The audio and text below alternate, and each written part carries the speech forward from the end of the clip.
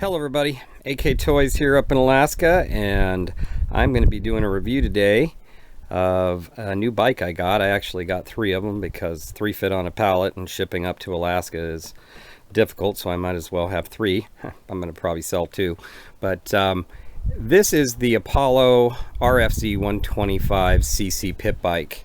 And I have to tell you, I've ridden my black and red one a couple times, and man, this thing is just a kick in the pants. And I have an SSR 125cc pit bike, so I can kind of do a comparison here of the two. And believe me, it is night and day. You know, the SSR pit bike is, I think I've seen it as cheap in California as $549.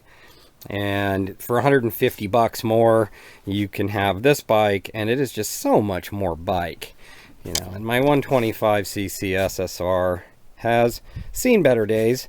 I haven't exactly been nice to it, and you know, I'm getting ready to do some repairs on that thing. Luckily, parts on these bikes are just super cheap.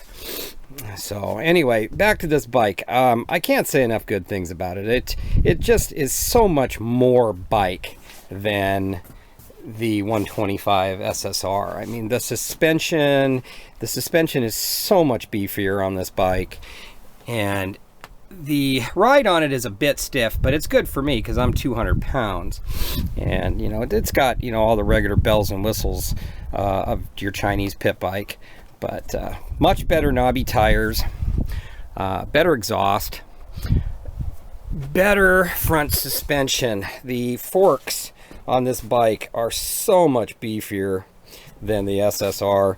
The plastics are definitely, you know, the same type of quality plastic, except for the fact that they're just newer style and they look so much better. The grips, you know, are really good. The brakes on it are excellent. The motor itself is definitely a higher quality motor. It starts on the first kick, second kick maybe, but just purrs, runs really good. This is a 4-cycle, so you know, it just runs straight gas.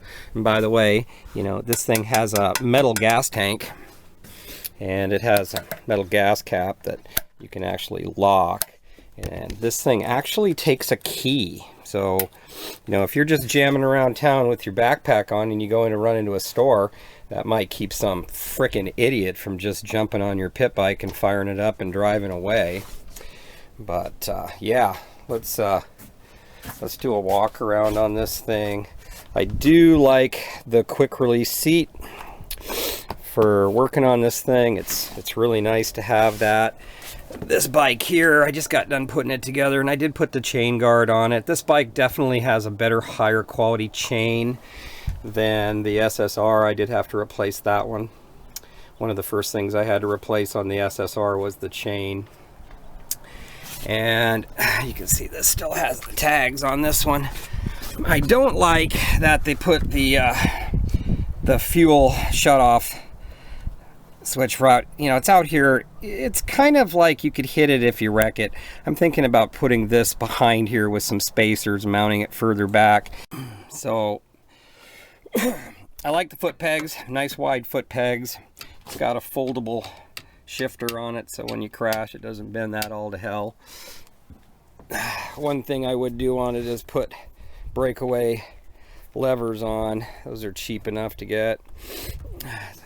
It's got a pretty good set of handlebars on it. I haven't really had a problem with these Chinese pit bike handlebars. I mean, any bike is gonna bend the bars if you wreck them hard enough.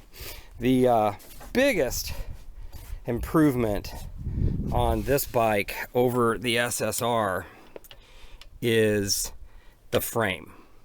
It is just so much stronger. Now, if you look at the frame on the SSR, when you're a heavy rider and you start jumping these things, they have a tendency to bend in the spine. And you'll know when you start tweaking your frame because the seat will start crawling up the tank. This thing, the way the frame is designed, is it has a lot of strength through where it needs to be. You know, it just has a lot of strength through the spine, so it definitely is a lot tougher bike. And if you're a heavier rider, definitely better to have this than over the SSR. You know, just the quality of this bike, especially, you know, just even the bolts. Well, I noticed all the bolts are a higher grade than the SSR. So, and I like that because I hate having to change all the bolts out on these bikes because they have cheap metal in them. But this is a 12-inch rear bike. Rear tire on this thing's 12 inches and the front is 14. Now you can also get this bike in the bigger wheeled version, which makes it look more like a motorcycle, and I don't really like that because I like pit bikes and I like the way they look. I can take this thing and put my backpack on and drive right through the center of town and a cop never looks at me twice, but I guess that's part of the freedom of living in Alaska and I like that. But anyway, yeah, if you're thinking about getting a pit bike, I would highly recommend getting one of these. This is a good quality pit bike for anywhere from $750 to $900 depending on where you buy it. So anyway, AK Toys up here in Alaska, and spring is here, summer's almost here, so it's time to get the bikes ready to ride. And really looking forward to using some of my new sports cams to mount on my Ducati 999, because we're going to go out and do some vlogging this summer, and that ought to be fun. Getting ready to take that to the shop for the spring maintenance. So yeah, anyway, AK Toys here up in Alaska.